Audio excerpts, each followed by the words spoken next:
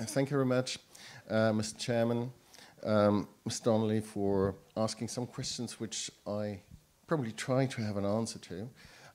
Ladies and gentlemen, dear colleagues, thanks again for the organization of that event and for the invitation to the EIB to participate on an event on innovation in financing energy efficiency and renewables. And be assured that the EIB is very much interested in this workshop and discussing with you and getting the feedback from you, the feedback from the participating municipalities and regions and you as individuals. One of the main issues for financing a project is very good project preparation, and I think this is something we will talk about. It has different facets where we have to talk about project preparation. There are many good project ideas, a lot of ideas, and I can easily say that. I have an engineering background, so there are a lot of technical ideas, things we could do, things we have learned from somewhere else. They're good project ideas, but they are not materializing or not materializing fast enough. These ideas have been developed by the cities and municipalities, probably in the frame of the Covenant of Mayors in designing the Sustainable Energy Action Plans, probably by citizens themselves with their ideas. There's a lot of movement coming directly from citizens, and probably and hopefully also by private promoters having a commercial interest in that and trying to commercialize really energy efficiency and renewables in cities, in urban regions.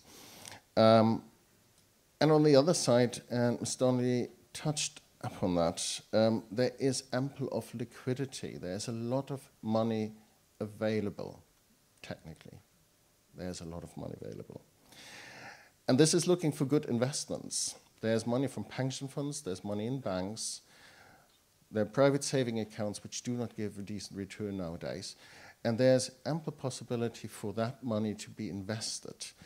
The question is, however, do you bring these good ideas which are there, which have to be checked and scrutinized, and this available money, that's not that easy, this available money together. And so, next to a lot of other issues which are well worth to be discussed, which block that areas, like impact of austerity measures, which boil down to the municipal level, and reduce possibility of engagement of the public sector in financing. We know the Stability Pact, we know the Schuldenbremse in Germany, we know restrictions imposed on some member states on the overall public debt ceiling, which is translated down to the municipal level. So it makes it rather difficult really to engage as municipalities in directly financing. And this is why it is even more important to develop ideas and concepts and to test and to prove them, that we can scale up this investment with the help of the private sector, with small seed money from public sector, as there's not too much money available or possible to be financed. One of the main issues is sound project development, which goes beyond these first ideas and also beyond the technical feasibility of these projects. We're still a lot focused on the technicalities of these projects, which are important. You have to have a proper and sound project which guarantees decent and stable returns.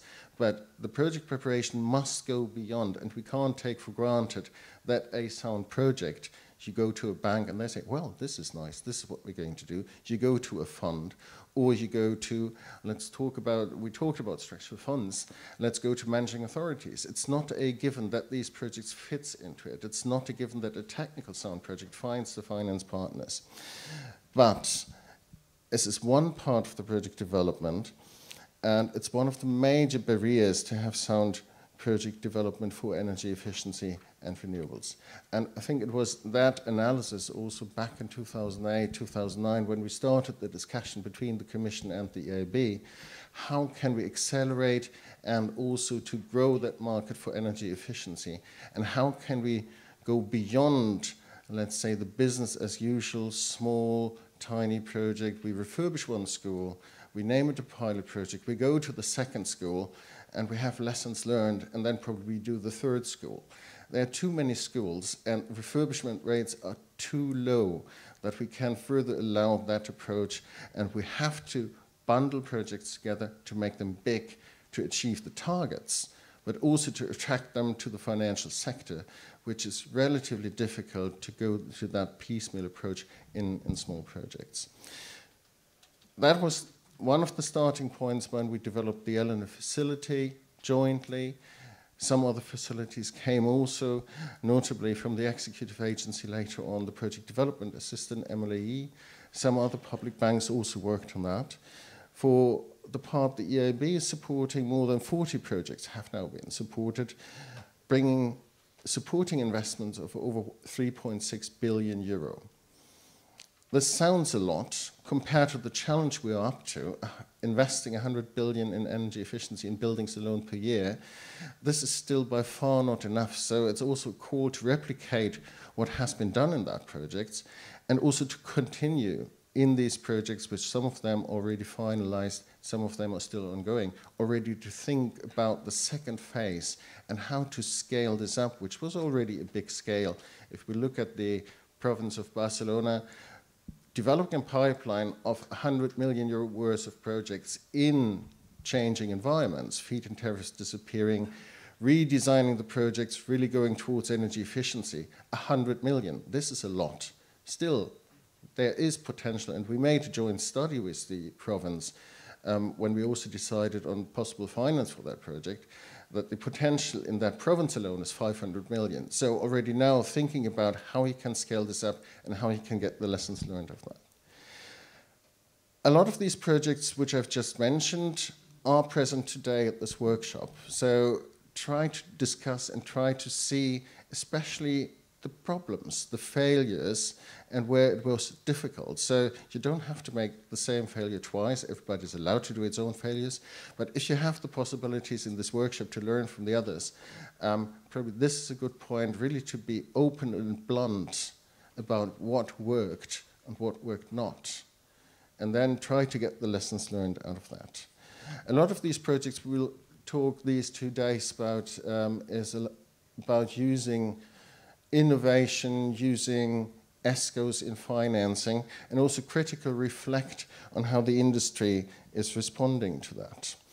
And I already thank now the promoters of the project which took the opportunity to come here and to present what they have done. Some of these projects already being finalized, and some of them which are in the middle of their work, so that they take their time to share the experience with us and with you.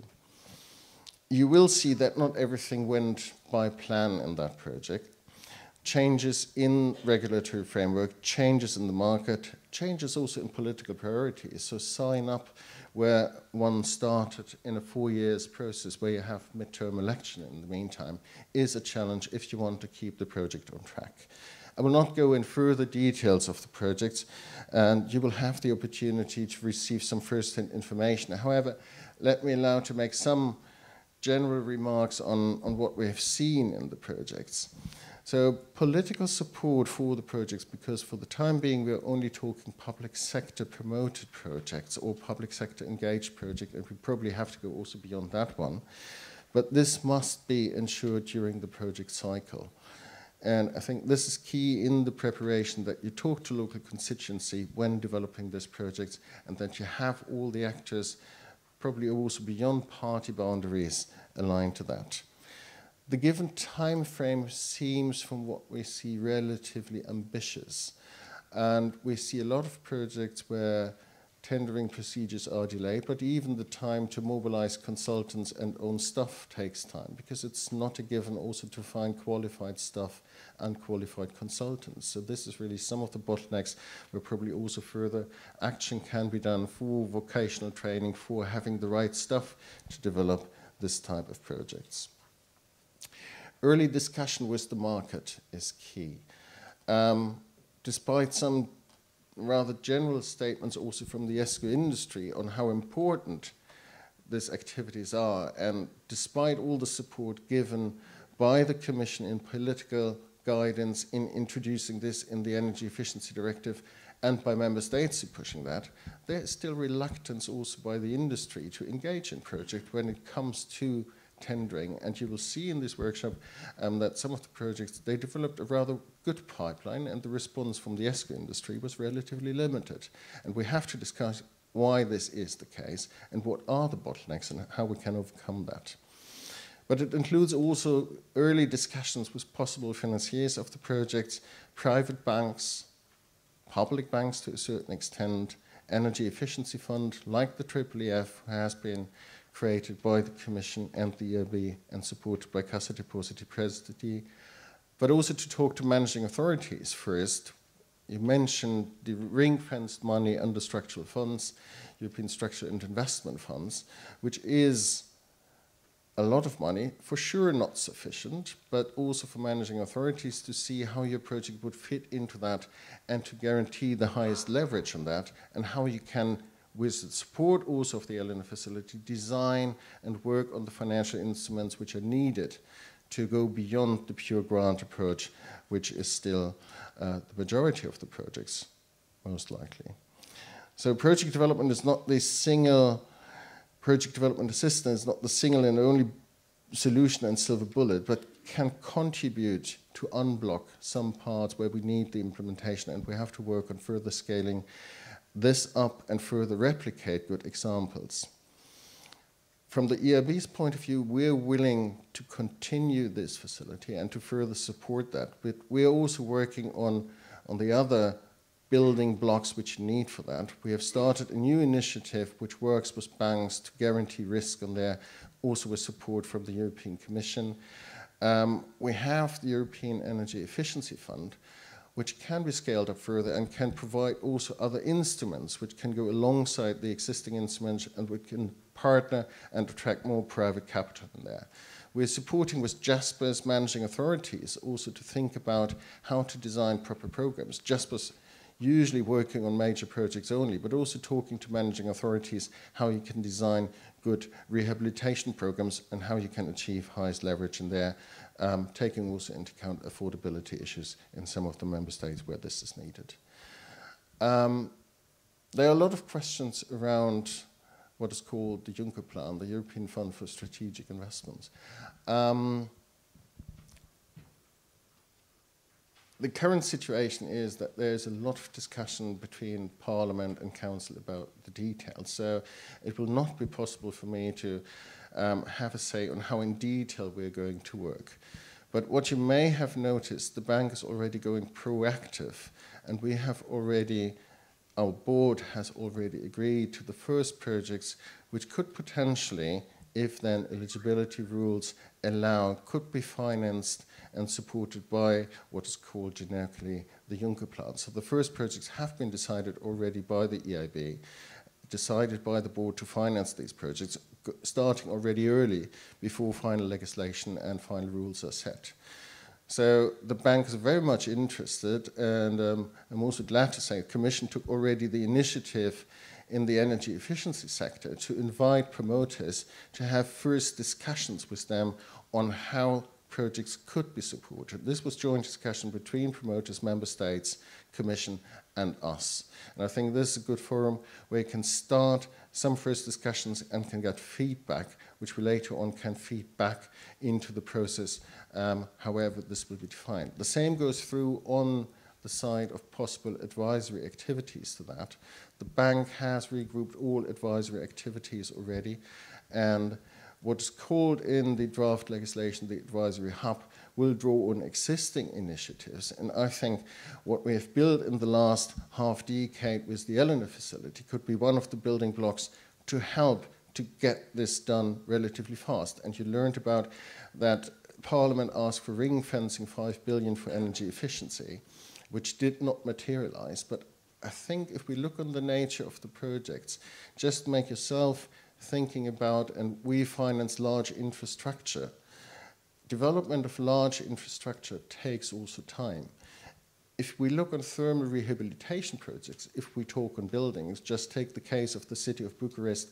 Within 4 years' time, they were able to invest around 700 million euro in refurbishing their public buildings. So project development times probably for smaller scale projects, for energy efficiency projects, are much faster than for other larger infrastructure. So probably you don't really need this ring fencing, and if you do it proper and you play it right, as you said, first come, first serve, maybe the energy efficiency projects can come first on that list by the given nature of speedy investments. So we will see what comes out of the final negotiations between Parliament and Council. The bank is already working on it. If you have projects where you would think they might fit under what we can see in legislation, please approach us. Please approach our banking partners which are working in the countries. And we can already think about if this could be possibly used. If not, probably there are ways, other ways how this can be financed. For the time being, I wish you interesting discussions for these 2 days to get the lessons learned, to look in detail how you can make projects running, and to learn how you can probably scale this up. And this would be also my call, that in these discussions you think already about the projects which are ongoing. How can you go beyond what has been agreed in the contractual arrangements, and how can you scale this up and make this a sustainable project development structure in your specific region? Thank you very much for your attention.